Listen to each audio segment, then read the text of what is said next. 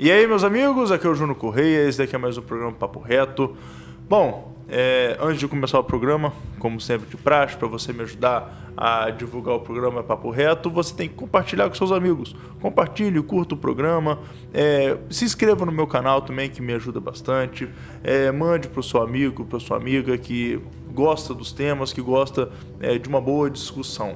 Bom, hoje vamos falar de um tema que ele é polêmico, né? Mas é um tema que a gente precisa falar sobre ele, precisa discutir, que é cotas, né? E ainda mais cotas que corriqueiramente, cotidianamente aparece. Por exemplo, no final do ano passado, aqui em Cachoeiro, nós votamos uma lei de cotas para concurso público.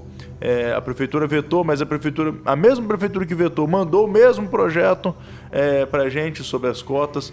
Então, assim, a gente precisa discutir sobre esse assunto. Bom, então vamos lá. Vamos primeiro conversar um pouco sobre a origem das cotas, né? Como é que surge a política de cotas?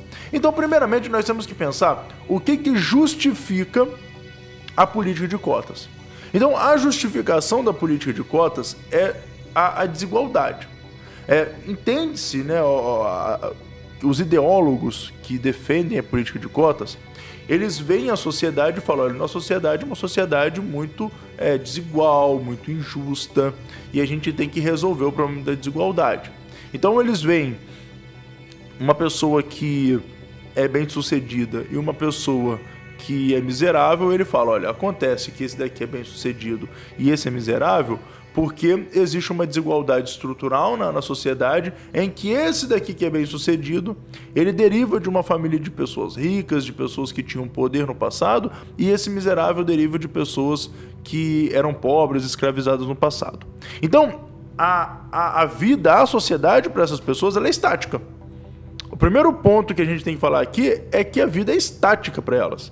É como se, no passado, quem foi escravo, os seus parentes até hoje vão viver num sentimento de aprisionamento a alguém. Então, essa ideia de que existe uma desigualdade precisa ser combatida, e essa desigualdade, ela gerou uma dívida histórica, e aí que está o ponto da tal da dívida histórica, é uma visão muito simplista, muito pobre da história. Por quê? O que seria uma dívida? Uma dívida é quando eu peço algo a você, você sem compromisso, sem responsabilidade nenhuma, sem compromisso, na verdade, comigo. Você me dá aquilo que eu te pedi e, em troca, eu fico te devendo uma restituição de alguma maneira.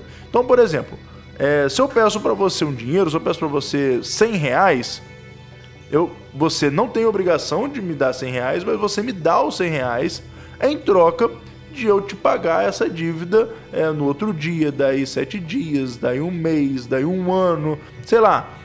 Alguns botam juros porque a moeda ela vai perdendo valor, então bota ali uma taxa para você devolver. Isso é uma dívida.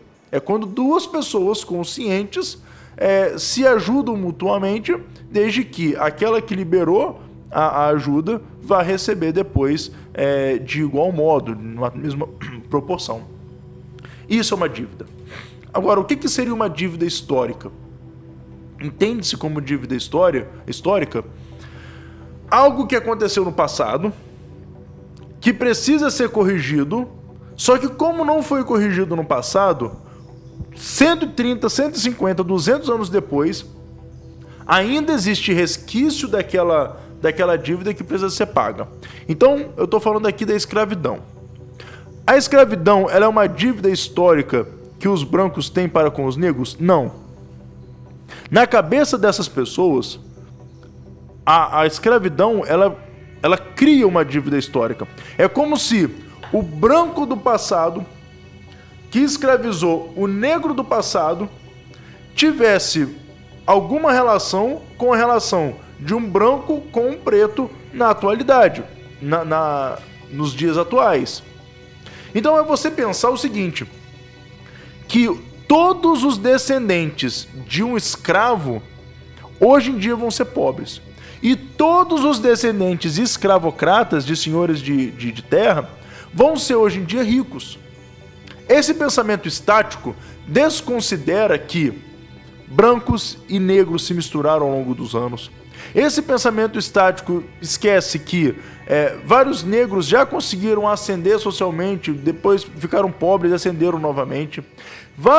Esse pensamento esqueceram que vários brancos que eram ricos ficaram pobres, que brancos também, que por exemplo, italianos que vieram da Itália fugido, não vieram para ser senhores de fazenda, vieram para trabalhar, vieram para algumas vezes serem escravizados também. Então, quando a gente simplesmente divide a sociedade entre brancos e pretos, e esses pretos aqui foram escravizados por esses brancos, então esses brancos têm uma dívida com os pretos, você esquece que a história ela é dinâmica.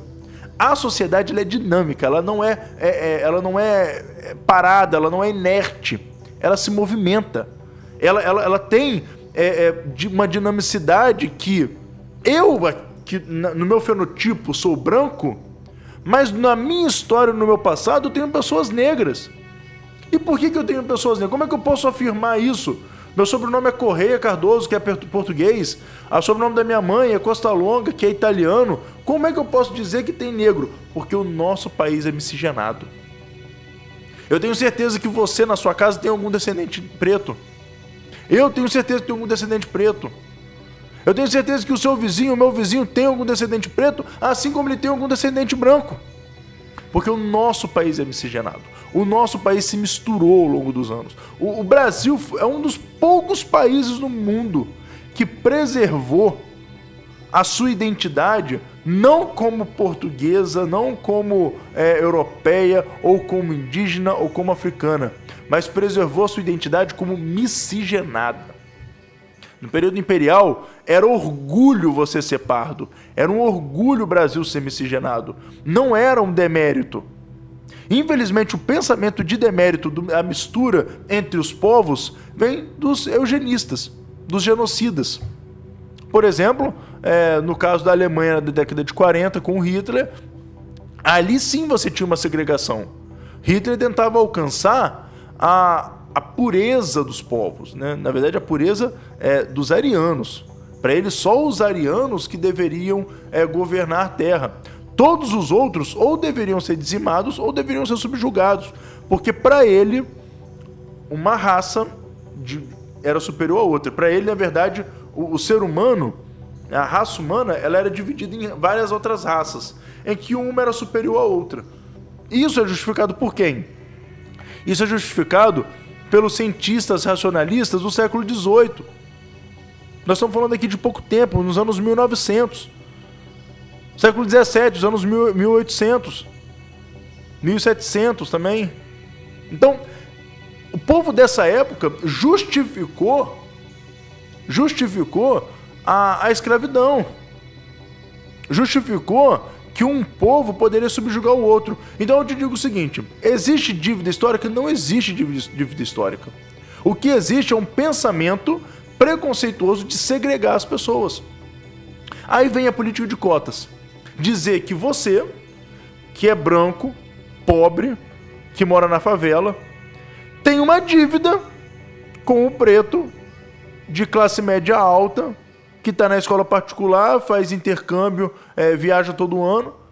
Existe dívida aí? Não.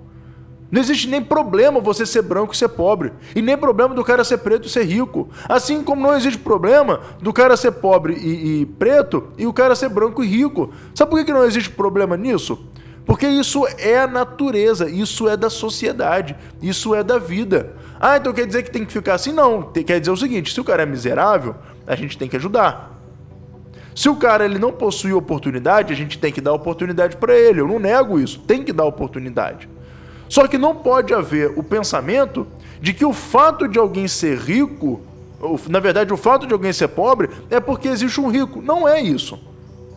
No Brasil, principalmente, eu digo o seguinte, nós estamos fadados a um pobre continuar pobre e um rico um dia ficar pobre. Porque o Brasil é assim, o Brasil é o país da vantagem. É o país dos amigos do rei. É o país do cara que, se ele não tem alguma entrada, algum jeitinho no governo, algum jeitinho aqui, algum jeitinho ali, ele vai se extrapiar uma hora. Então, quando vocês me perguntarem, você é a favor de cota racial? Não. Porque isso é uma forma de você segregar. Me explica, como que você vai dizer, porque antes era autodeclaratório dizer que o cara era negro, né, que era preto, né, para poder entrar na faculdade. Então o cara dizia, ó, eu sou preto. Se eu quisesse dizer que eu era preto, eu poderia dizer. Hoje em dia não. Hoje em dia não é mais autodeclaratório. Hoje em dia tem que ter alguns testes, vamos colocar assim. Se o cara é indígena, tem que ter lá a assinatura do cacique. Se o cara é preto, tem que ter a assinatura lá do chefe lá do quilombo, que ele fazia parte. Tá, mas ele não fazia parte de quilombo. E se o antepassado dele conseguiu comprar a liberdade e não fazia parte de quilombo, como é que faz? Então, assim, são coisas que não tem como você dizer que um branco possui dívida com o negro por conta do tempo.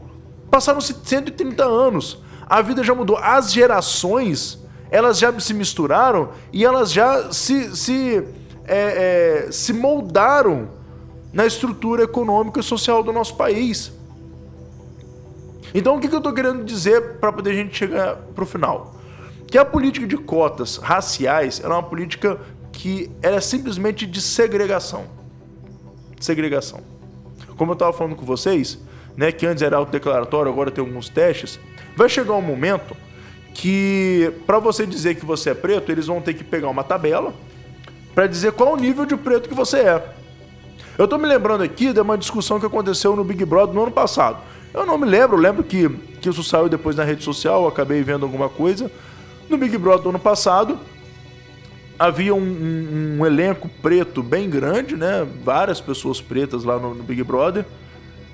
E uma das pessoas pretas caçoou de um participante porque ele falou que ele era preto. Falou, não, eu sou preto. E a pessoa caçoou dele falou, não, mas você não é um preto, você é um preto branqueado. Porque a cor da pele dele era um pouco mais clara que a deles. Olha só o absurdo. Olha o absurdo que a gente chega. Você, além de colocar uma tabela, as pessoas numa tabela, para dizer qual preto você é, tem nível de preto. Como se ser mais preto é melhor do que você ser menos preto, ou ser mais branco é melhor do que ser menos branco. Gente, que negócio é esse? Que loucura. A nossa sociedade, o nosso país está indo para uma loucura e não está enxergando isso. Se você me perguntar, você é a favor de cotas sociais? Eu sou a favor de cotas sociais. Sabe por quê?